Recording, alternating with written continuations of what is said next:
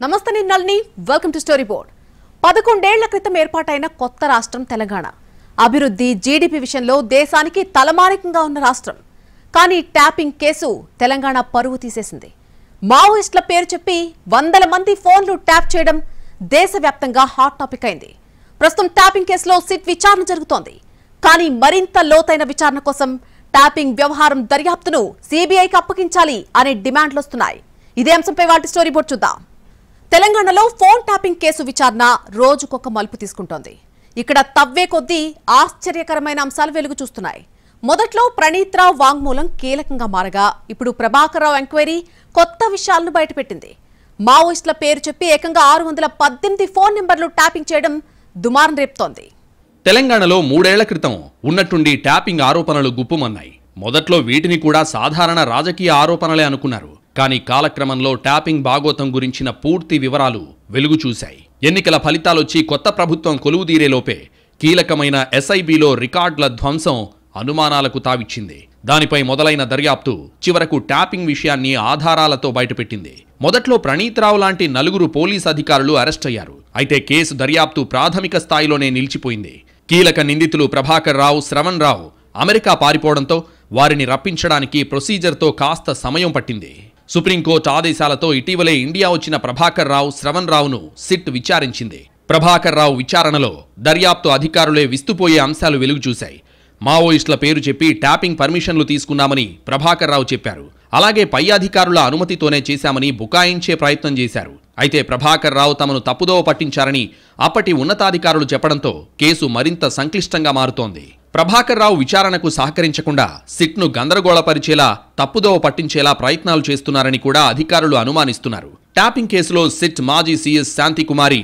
అప్పటి GAD principal secretary Raghunandan రావులను విచారణకు పిలిచి వారి స్టేట్మెంట్లను నమోదు చేసింది ఇండియన్ టెలిగ్రాఫ్ యాక్ట్ 1885 సెక్షన్ 5(2) ప్రకారం ఫోన్ ట్యాపింగ్ చేయాలంటే రాష్ట్ర హోంశాఖ కార్యదర్శి లేదా డీజీపీ అనుమతితో పాటు డిపార్ట్మెంట్ ఆఫ్ టెలికమ్యూనికేషన్ అనుమతి తప్పనిసరి ట్యాపింగ్ చేయాల్సిన నంబర్ల జాబితాను రివ్యూ కమిటీ పరిశీలించి అనుమతిని కేంద్రానికి పంపిస్తుంది అసెంబ్లీ ఎన్నికల సమయంలో ప్రభాకర్ రావు నేతృత్వంలోని ఎస్ఐబి విభాగం సుమారు 618 ఫోన్ నంబర్లను ట్యాపింగ్ కోసం రివ్యూ కమిటీకి సమర్పించింది అప్పట్లో సీఎస్గా ఉన్న శాంతికుమారి డీఓటీకి ఆ లిస్టు పంపి టెలికాం అనుమతులు తీసుకున్నట్లు ఎస్ఐటి దర్యాప్తులో తేలింది ఇప్పటికే అదే కేసులో అప్పటి హోంశాఖ కార్యదర్శి ప్రస్తుత DGP Jitender intelligence chief Anil కుమార్లకు ప్రశ్నలతో కూడిన నోటీసులు జారీ చేయగా తాజాగా శాంతికుమారి రఘునందన్ రావులను స్వయంగా విచారించి స్టేట్మెంట్ రికార్డ్ చేశారు కేసు మరింత లోతుగా సాగుతున్న దశలో ఈ 2 స్టేట్మెంట్లు కీలకంగా మారనున్నాయని విశ్లేషకులు అంచనా వేస్తున్నారు ట్యాపింగ్ వ్యవహారం విస్తృతంగా జరిగినట్టు తేలింది కాబట్టి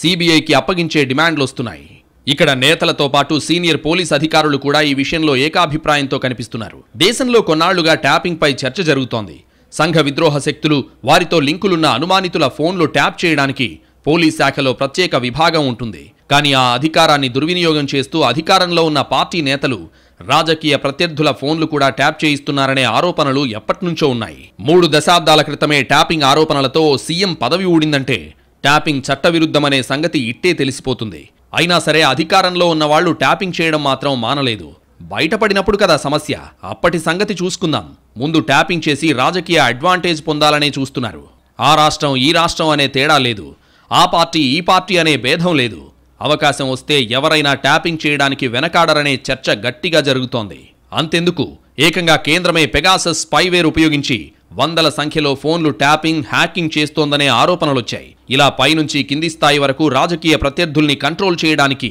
ఎవరి ప్రయత్నాలు వారు చేస్తున్నారు చట్ట విరుద్ధమని తెలిసినా లొసుగుల్ని వాడుకుని రెచ్చిపోతున్నారు అడపాదడపా ఆరోపణలు వచ్చినా నిజాలు నిగ్గు తేల్చడం కష్టంగా మారుతోంది ఇదే అదునుగా ట్యాపింగ్ హ్యాకింగ్ యథేచ్ఛగా జరిగిపోతున్నాయి తెలంగాణలో బీఆర్ఎస్ ప్రభుత్వానికి రాజకీయ ప్రత్యర్థులుగా ఉన్న వారి ఫోన్ కాల్స్ను ట్యాపింగ్ చేస్తున్నట్లు 2022లో తీవ్ర ఆరోపణలొచ్చాయి ప్రధాన పార్టీలకు చెందిన ముఖ్య నేతలు ఎమ్మెల్యేలు ఎంపీల ఫోన్స్ ట్యాప్ చేస్తున్నట్లు ఆయా పార్టీల నేతలు ఆరోపించారు ఈ క్రమంలోనే గవర్నర్ తమిళిసై అప్పటి పీసీసీ చీఫ్ హోదాలో ఉన్న సీఎం రేవంత్ రెడ్డి కేంద్ర మంత్రి కిషన్ రెడ్డి బండి సంజయ్ సహా ముఖ్య నేతలు బీఆర్ఎస్ ప్రభుత్వం ఇంటెలిజెన్స్ పై తీవ్ర విమర్శలు చేశారు ఇంటెలిజెన్స్ వ్యవస్థను దుర్వినియోగం చేస్తున్నారని మండిపడ్డారు ఫోన్ ట్యాపింగ్ ద్వారా తమ వ్యక్తిగత వివరాలను సేకరించి చట్ట వ్యతిరేక కార్యకలాపాలకు పాల్పడుతున్నారని తీవ్ర ఆగ్రహం వ్యక్తం చేశారు బీఆర్ఎస్ ప్రభుత్వం ఉన్నప్పుడు తెలంగాణలో ప్రతిపక్ష నేతలే కాదు సొంత నేతలపైన నిఘా ఉండేదనే ఆరోపణలున్నాయి. ఇంటెలిజెన్స్ విభాగంలో ఫోన్ ట్యాపింగ్కు ఓ ప్రత్యేకమైన విభాగం ఉండేదని చెప్పేవారు. 10 ఏళ్ల పాటు సాగిన ఈ ట్యాపింగ్ వ్యవహారాన్ని రేవంత్ రెడ్డి సర్కార్ పూర్తిగా బయటకు లాగే ఉద్దేశంతో కనిపిస్తోంది. గత 10 ఏళ్లలో తెలంగాణలో రాజకీయంగా చాలా కీలక పరిణామాలు జరిగాయి. వీటన్నింటి వెనుక ట్యాపింగ్ ఉందని ఆధారాలు దొరికితే అవి తీవ్ర దుమారం రేపే అవకాశం ఉంది. దేశంలోనే కొత్త చర్చకు దారితీయొచ్చు. పెగాసస్ స్పైవేర్ వాడుతున్నారనే అనుమానాలతో పార్లమెంట్ స్తంభించిపోయింది. అంతర్జాతీయంగా కలకలం రేగింది. అదే ట్యాపింగ్ నిజమేనని ఆధారాలతో సహా తేలితే ఎంతమంది పెద్దల బాగోతం బట్టబయలవుతుందో కూడా చూడాల్సి ఉంది. ప్రజలిచ్చిన అధికారంతో ప్రజలకు మేలు చేసే ప్రయత్నం చేయాలి. అంతేకాని అధికారాన్ని దుర్వినియోగం చేస్తే ఎప్పటికైనా ఫలితం అనుభవించక తప్పదు. ఎందుకంటే అధికారం ఎవ్వరికీ శాశ్వతం కాదు. 5 ఏళ్లకు కాకపోతే 10 ఏళ్లకైనా 15 ఏళ్లకైనా పవర్ పోతుంది. మరో పార్టీ గద్దెనెక్కుతుంది. అప్పుడు గతంలో జరిగినవన్నీ వెలికి తీస్తే ఇలాంటివి బయటపడతాయి. అదే సమయంలో అధికారంలో ఉన్న పార్టీలతో అంటకాగే అధికారులకు కూడా చిక్కులు తప్పవు. సర్వీస్ రూల్స్ ప్రకారం పనిచేసినంత కాలం పెద్దగా ఇబ్బందులుండవు. మహా అయితే ఫ్యాన్సీ పోస్టింగ్లు దక్కకపోవచ్చు. కానీ కీ పోస్టింగ్లు, అనుచిత ప్రమోషన్ల కోసం కక్కుర్తిపడి చట్ట విరుద్ధమైన పనులు చేస్తే మాత్రం మొత్తం కెరీర్కే ఫుల్ స్టాప్ పడొచ్చు. కోర్టులు కూడా ఇలాంటి పనులు చేసినప్పుడు నేతల కంటే అధికారులపైనే ఎక్కువ సీరియస్ అవుతున్నాయి. అన్నీ తెలిసి చట్టాలు అతిక్రమించడాన్ని సీరియస్గా తీసుకుంటున్నాయి. ప్రజాస్వామ్యంలో ప్రభుత్వాలు ప్రజలకు జవాబుదారీగా ఉండాలి. సంఘ విద్రోహ శక్తుల్ని నియంత్రించడం కోసం కొన్ని ప్రత్యేక వెసులుబాట్లున్నాయి. కానీ వాటిని సార్వజనీనం చేసి అధికార దుర్వినియోగం చేస్తే అది ప్రజలకు ద్రోహం చేయడమే అవుతుంది. ఏ ప్రజలైతే నమ్మి అధికారం అప్పగించారో అదే ప్రజలకు విశ్వాసఘాతుకం చేసేలా ట్యాపింగ్, హ్యాకింగ్ లాంటి చర్యలకు పాల్పడడం క్షమించరాని నేరం అవుతుంది. తెలంగాణలో ట్యాపింగ్ ఎపిసోడ్ కొలిక్కొస్తే ఎలాంటి భయంకరమైన నిజాలు వినాల్సొస్తుందోనని సామాన్యులు భయపడుతున్నారు. పోలీస్ శాఖలో సీక్రెట్ ఆపరేషన్ల పేరుతో అసలేం జరుగుతుందనేది వెలుగు చూస్తే కొత్త సమస్యలు కూడా వస్తాయని సీనియర్ అధికారులు వాపోతున్నారు. ప్రణీత్ రావు లాంటి వాళ్లు, ప్రభాకర్ రావు లాంటి వాళ్ల అండతో చేసిన చట్ట విరుద్ధమైన పనులు మొత్తం ఎస్ఐబి నిబద్ధతపైనే ప్రశ్నలు లేవనెత్తుతున్నాయి. ఓ వ్యవస్థలో పనిచేస్తున్నప్పుడు వ్యవస్థ మొత్తానికి బాధ్యత వహించాలి. ఎస్ఐబి లాంటి చోట పనిచేస్తున్నప్పుడు వ్యక్తిగత ప్రతిష్ట కంటే వ్యవస్థ ప్రతిష్టకు చాలా ప్రాధాన్యత ఉంటుంది. అత్యంత సమర్థులైన, ఇంటిగ్రిటీ ఉన్న సిన్సియర్ అధికారులకే ఎస్ఐబిలో పోస్టింగ్ ఇస్తారు. కానీ రాజకీయ ప్రయోజనాలు నెరవేర్చుకోవడం కోసం ఇచ్చే అనుచిత పోస్టింగ్లు, అనుచిత ప్రమోషన్లే చట్ట విరుద్ధమైన పనులకు దారితీస్తున్నాయి. ఇలాంటి వాటికి ఎక్కడో చోట అడ్డుకట్ట పడకపోతే వ్యవస్థ మరింత వేగంగా పతనమయ్యే అవకాశాలుంటాయి. తెలంగాణ ట్యాపింగ్ కేసు దర్యాప్తు సాగుతున్న కొద్దీ ఆశ్చర్యకరమైన అంశాలు వెలుగు చూస్తున్నాయి. సామాన్యుల నుంచి సెలబ్రిటీల వరకు ఎవరికీ సీక్రసీ లేదని తేలిపోయింది. రాష్ట్రంలో ఎవరు ఫోన్ మాట్లాడాలన్నా భయపడే పరిస్థితి తెచ్చారు. ట్యాపింగ్ పేరుతో కొందరు అధికారులు, మరికొందరు ప్రైవేటు వ్యక్తులు ఓ గ్రూప్గా ఏర్పడి నడిపిన వ్యవహారం అందరి గుండెల్లో రైళ్లు పరిగెత్తిస్తోంది. ట్యాపింగ్ కేసులో మొదట ఎస్ఐబి అధికారుల పేర్లు వెలుగు చూశాయి. తర్వాత పోలీసుల పేర్లొచ్చాయి. సరే, ఎంతో కొంత లింక్ ఉంటుంది కదా అని సరిపెట్టుకున్నారు. ఇక్కడ దాకా ట్యాపింగ్ను దుర్వినియోగం చేశారనే కోణమే ఉంది. అధికార దుర్వినియోగము జరిగిందని నిగ్గు తేల్చింది. కానీ ఇక్కడి నుంచి ట్యాపింగ్ కథ ప్రమాదకర మలుపు తిరిగింది. ఏకంగా ప్రైవేట్ వ్యక్తుల పేర్లు వెలుగులోకొచ్చాయి. ప్రభుత్వమే చేయాల్సిన పని కాకుండా చేయకూడని పని చేసిందని మొత్తుకుంటుంటే మధ్యలో సంబంధం లేని ప్రైవేట్ వ్యక్తుల ప్రస్తావన రావడం, వారిచ్చిన సమాచారం ఆధారంగా ట్యాపింగ్ జరిగిందన్న సమాచారం మరిన్ని భయాలకు తావిస్తోంది. దేశంలో ట్యాపింగ్ జరగడం కొత్తేమీ కాదు. కానీ అత్యవసర సందర్భాల్లో దేశ భద్రత ప్రమాదంలో పడ్డప్పుడు కొందరి వ్యక్తుల వివరాలు కేంద్రానికి పంపి అనుమతులు పొంది అధికారికంగా ట్యాపింగ్ చేయొచ్చు. అలాగే ప్రభుత్వాలు కూడా పరిమిత స్థాయిలో అనధికారిక ట్యాపింగ్ చేస్తాయి. ఈ సంగతి పక్కన పెడితే తెలంగాణలో జరిగినంత విస్తృత స్థాయిలో అన్ని వ్యవస్థల్ని ప్రభావితం చేసేలా జరిగిన విశృంఖల ట్యాపింగ్ మాత్రం ఇంతవరకు కనీవినీ ఎరుగనిది. అసలు ఇలాంటి ట్యాపింగ్ ఇంతవరకు జరగలేదనే చెప్పాలి. జీవితంలో ఎప్పుడూ ట్యాపింగ్ పేరు కూడా వినని వ్యక్తులు అనూహ్యంగా ట్యాపింగ్ను సొంతానికి వాడుకున్నారు. అదేదో మనుషుల్ని కిడ్నాప్ చేసి కుటుంబ సభ్యుల్ని బ్లాక్మెయిల్ చేసినట్టుగా ఎవరి వాయిస్ కాల్స్ వారికే వినిపించి పెద్ద మొత్తంలో డబ్బు గుంజడం నయా దారి దోపిడీ అని చెప్పక తప్పదు. ఓ రకంగా బ్లాక్మెయిలింగ్కు ట్యాపింగ్ నిందితులు కొత్త కోణాన్ని జత చేశారనే చెప్పాలి. అసలు ట్యాపింగ్ ఇంత తేలిగ్గా చేయొచ్చా అని ఆశ్చర్యపోయేలా కొత్త ట్రెండ్ సెట్ చేశారు. ఓ రకంగా ట్యాపింగ్ నిందితులు రాష్ట్రం పరువు తీశారు. ప్రస్తుతం ట్యాపింగ్ కేసును సిట్ విచారిస్తోంది. అయితే ఈ కేసు సిబిఐకి అప్పగించాలి అనే డిమాండ్లైతే వస్తున్నాయి. కేసు పరిధి, జరిగిన భాగోతం గురించి తెలుస్తున్న కొద్దీ కేంద్ర దర్యాప్తు సంస్థను రంగంలోకి దించడం ఎందుకైనా మంచిది అనే భావన అయితే గట్టిగా బలపడుతోంది. పైగా పోలీసులు ఇన్వాల్వ్ అయినటువంటి కేసు కాబట్టి సిబిఐ అయితేనే ఒత్తిళ్లకు అతీతంగా పనిచేయగలుగుతుందనే అభిప్రాయాలు వినపడుతున్నాయి. ట్యాపింగ్ కేసులో కొత్త కోణాలు వెలుగు చూస్తున్నాయి. మరిన్ని సంచలన కోణాలు కూడా బయటపడొచ్చు. ఇది మరింత సంక్లిష్టంగా మారే అవకాశం లేకపోలేదు. ప్రస్తుతానికి రాష్ట్ర ప్రభుత్వం నియమించిన సిట్ ట్యాపింగ్ కేసు దర్యాప్తు చేస్తోంది. కానీ నిజానిజాలు నిగ్గు తేలాలంటే ట్యాపింగ్ వ్యవహారం సీబీఐకి అప్పగించాల్సిందేననే డిమాండ్లు వస్తున్నాయి. ట్యాపింగ్ కేసు ఛేదించింది మన పోలీసులే అయినా నిజానిజాలు నిగ్గు తేలాలంటే, అసలు మూలాలు బయటకు రావాలంటే సీబీఐకి ఇవ్వడమే సబబు. లేకపోతే ఇప్పటిదాకా పోలీసులు పడ్డ కష్టం బూడిదలో పోసిన పన్నీరయ్యే ప్రమాదం ఉంది. సీబీఐకి ఉండే వ్యవస్థ, టెక్నాలజీ, సాధన సంపత్తి వేరు. అందుకే ఇలాంటి కేసులు సీబీఐకి ఇస్తేనే మంచిదనే అభిప్రాయాలొస్తున్నాయి. ట్యాపింగ్ కేసు ఏదో తేలిగ్గా తీసిపారేసే వ్యవహారం కాదు, చాలా సంక్లిష్టమైనది. సెలబ్రిటీల నుంచి సామాన్యుల వరకు అందరి ఫోన్లు ట్యాప్ అయ్యాయి. ట్యాప్ చేసిన సమాచారం అంతా కూడా లేదు, కొంత సమాచారం ధ్వంసమైంది. ఇదంతా అంతే ఈజీగా దర్యాప్తు చేసే వ్యవహారం కాదు. అందుకే సీబీఐకి ఇస్తేనే మంచిదనే అభిప్రాయాలు వినిపిస్తున్నాయి. ట్యాపింగ్ పేరుతో ఎంతమంది కాల్స్ విన్నారో, అందులో ఎంతమంది ప్రైవేట్ పర్సనల్ సీక్రెట్లు తెలుసుకుని బ్లాక్మెయిల్ చేశారో అన్నీ లెక్క తేలేసరికి ఛార్జ్ షీట్ రాయడానికి ఎన్ని వందల పేజీలు కావాలో కూడా ఊహకు అందడం లేదు. ఇక్కడ ట్యాపింగ్ జరిగిన తీరు చూస్తే ఏదో పరిమితమైన లక్ష్యం కనిపించడం లేదు. ఛాన్స్ దొరికిందే తడువుగా ఎవరెవరి కాల్స్ అయినా వినేయడం, దొరికిన సమాచారం ఆధారంగా కొత్త టార్గెట్లు, కొత్తగా బ్లాక్మెయిల్లు చేసి ట్యాపింగ్ పరిధిని ఎప్పటికప్పుడు విస్తృతం చేసుకుంటూ వచ్చారు. ఇక్కడ మరో దారుణం ఏమిటంటే కేవలం ప్రభాకర్ రావు చెప్పిన వ్యక్తుల్నే ట్యాప్ చేయలేదనే సందేహాలు కూడా వస్తున్నాయి. ట్యాపింగ్ రాకెట్లో ఇన్వాల్వ్ అయిన అధికారులు, ప్రైవేట్ వ్యక్తులు తమ తమ సొంత టార్గెట్లను ఎంచుకుని కూడా ఉండొచ్చనే వాదన వినిపిస్తోంది. ట్యాపింగ్ జరిగిన తీరు చూస్తే దేన్ని కాదనడానికి లేదు, ఏ అవకాశాన్ని కొట్టిపారేసే పరిస్థితి రాలేదు. ఇక ట్యాపింగ్ కేసులో నిందితుల వ్యవహార శైలి కూడా సరికొత్త అనుమానాలకు తావిస్తోంది.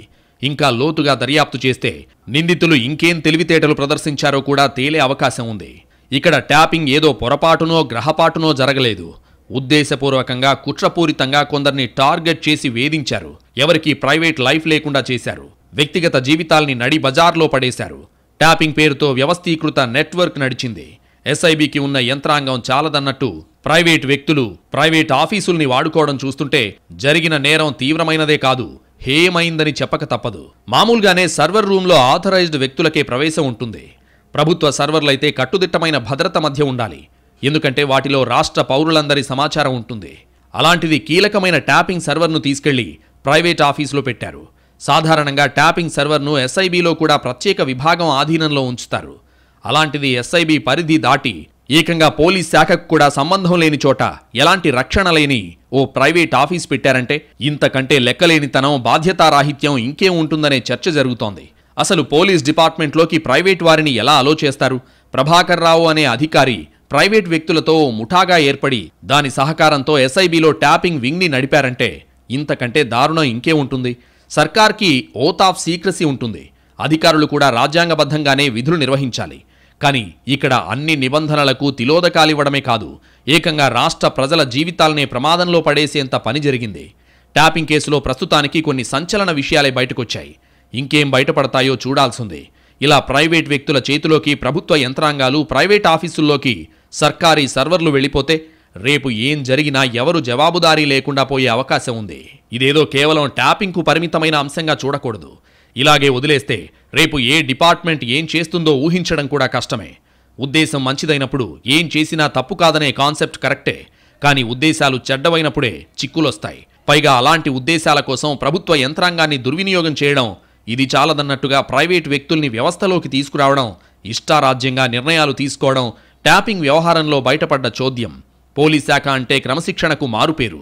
ఇక ఎస్ఐబి ఎలా ఉండాలో ప్రత్యేకంగా చెప్పాల్సిన పనిలేదు. ఎస్ఐబిలో ఏం జరుగుతుందో ఆ వింగుకు తప్ప తోటి పోలీసులకు కూడా తెలిసే అవకాశం లేదు, తెలియనివరు కూడా.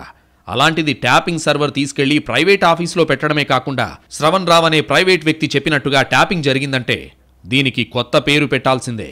అధికార దుర్వినియోగం, బాధ్యతారాహిత్యం లాంటి పదాల స్థాయి జరిగిన వ్యవహారం ముందు చాలా చిన్నదనే చెప్పాలి. ట్యాపింగ్ వ్యవహారంలో ప్రైవేట్ వ్యక్తుల జోక్యం ఉండడం కొత్త భయాలకు తావిస్తోంది.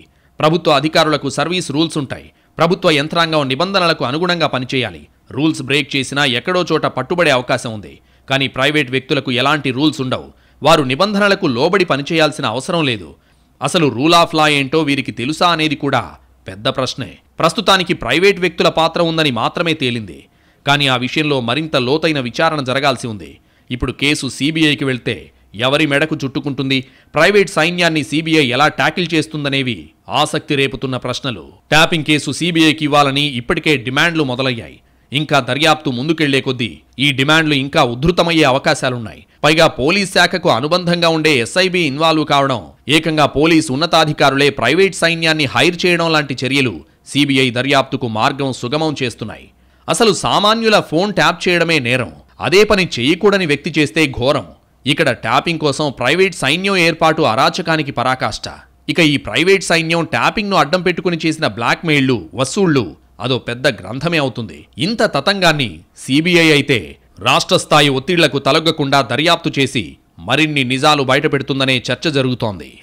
తెలంగాణలో ట్యాపింగ్ కంటే అది జరిగిన తీరు దేశవ్యాప్తంగా చర్చనీయాంశంగా మారింది. ఈ స్థాయిలో విచ్చలవిడి ట్యాపింగ్ గతంలో ఎప్పుడూ జరగలేదనే కామెంట్లు వినిపిస్తున్నాయి. సహజంగా అభివృద్ధి పనుల కోసం పబ్లిక్ ప్రైవేట్ పార్ట్నర్షిప్ ఉంటుంది. కానీ ఇక్కడ ట్యాపింగ్లో పబ్లిక్ ప్రైవేట్ పార్ట్నర్షిప్ ఉపయోగించడాన్ని చూసి కొమ్ములు తిరిగిన నిపుణులే విస్తుపోతున్నారు. తెలంగాణలో ట్యాపింగ్ వ్యవహారం బయటపడ్డప్పటి నుంచి వినిపిస్తున్న పేరు ఎస్ఐబి. ఎస్ఐబి అంటే స్పెషల్ ఇంటెలిజెన్స్ బ్యూరో. పోలీస్ డిపార్ట్మెంట్లో ఎస్ఐబి అనే వింగ్ నక్సల్స్, టెర్రరిస్టుల ఆగడాలను అడ్డుకోవడానికి పెట్టింది. అలాంటి వింగ్ని కేవలం ట్యాపింగ్ కోసం మాత్రమే వినియోగించడం అప్పటి ప్రభుత్వ అరాచకానికి అద్దం పడుతోంది. సమాజ హితం కోసం కొన్ని వ్యవస్థలుంటాయి. ప్రజల రక్షణ కోసం మరికొన్ని వ్యవస్థల్ని ప్రత్యేకంగా సృష్టిస్తారు. ప్రత్యేక అవసరాల కోసం కొన్ని వ్యవస్థలకు విశేష అధికారాలు ఇస్తారు. వీటన్నింటి వెనుక ప్రధాన ఉద్దేశం శాంతి భద్రతలు కాపాడటమే. సమస్యలొచ్చాక పరిష్కరించడం ఓ ఎత్తైతే, అసలు సమస్య రాకుండా చూసుకోవడం మరో ఎత్తు. ప్రభుత్వాలు ఇటీవలి కాలంలో సమస్య రాకుండా చూడ్డానికే ఎక్కువగా తాపత్రయపడుతున్నాయి. అందులో భాగంగానే పోలీస్ శాఖకు అనుబంధంగా కొన్ని ప్రత్యేక వ్యవస్థలకు రూపకల్పన చేశాయి. శాంతి భద్రతల విధులతో తలమునకలుగా ఉండే సాధారణ పోలీసులతో పని కాదనే ఎస్ఐబి పేరుతో స్పెషల్ ఇంటెలిజెన్స్ బ్యూరోను ఏర్పాటు చేసి సంఘ విద్రోహ శక్తుల కదలికలపై నిఘా పెడుతున్నారు. ఇందులో భాగంగానే ట్యాపింగ్ కూడా చేస్తారు. కానీ ఇక్కడ ఎస్ఐబి ఏర్పాటు చేసిన అసలు లక్ష్యాన్ని ఎప్పుడో నీరుగార్చేశారు. సంబంధం లేని పనులకు ఎస్ఐబిని వాడుతూ దాని స్థాయిని దిగజార్చారు. మావోయిస్టుల కదలికలపై నిఘా పెట్టి గ్రేహౌండ్స్తో మంచి సమన్వయం చేసుకుని మావోయిస్టుల ప్రాబల్యాన్ని గణనీయంగా తగ్గించడంలో ఎస్ఐబిది కీలక పాత్ర. అంటే స్పెషల్ ఇంటెలిజెన్స్ బ్యూరోకు ఎంత సమర్థత ఉందో ఇట్టే అర్థం చేసుకోవచ్చు. కానీ అలాంటి ఎస్ఐబిని తక్కువ స్థాయి పనులకు వాడటం దాని స్థాయి తగ్గించడమే కాదు, ప్రభుత్వ వనరుల్ని వృధా చేయడమే. ఈ ట్యాపింగ్ తంతు జరిగే సమయంలో ఎలాంటి విద్రోహ చర్యలు జరగలేదు కాబట్టి సరిపోయింది. అదే ప్రభాకర్ రావు ఆదేశాలతో ప్రైవేట్ సైన్యం టార్గెటెడ్ ట్యాపింగ్లో బిజీగా ఉన్నప్పుడు సంఘ విద్రోహుల కీలక సమాచారం మిస్ అయి జరగరానిది జరిగి ఉంటే ఎవరు బాధ్యత వహిస్తారనే ప్రశ్నే అందర్నీ భయపెడుతోంది. ట్యాపింగ్ అనేది చిన్న విషయం కానే కాదు. నాకు తెలియదు అని ఎవరూ తప్పించుకోలేరు. ఇదేదో పొరపాటున జరిగిందనడం కంటే పెద్ద అబద్ధం మరొకటి ఉండదు.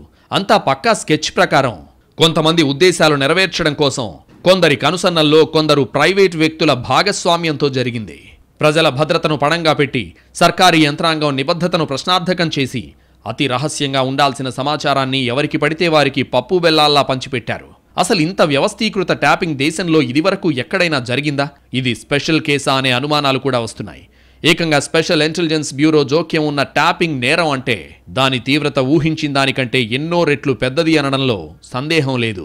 అందుకే ఇంత తీవ్రమైన సంక్లిష్టమైన కేసును సిబిఐకి అప్పగించాలనే డిమాండ్లు పెరుగుతున్నాయి. మావోయిస్టులు, టెర్రరిస్టుల ఫోన్లు ట్యాప్ చేయడం ఓ పద్ధతి.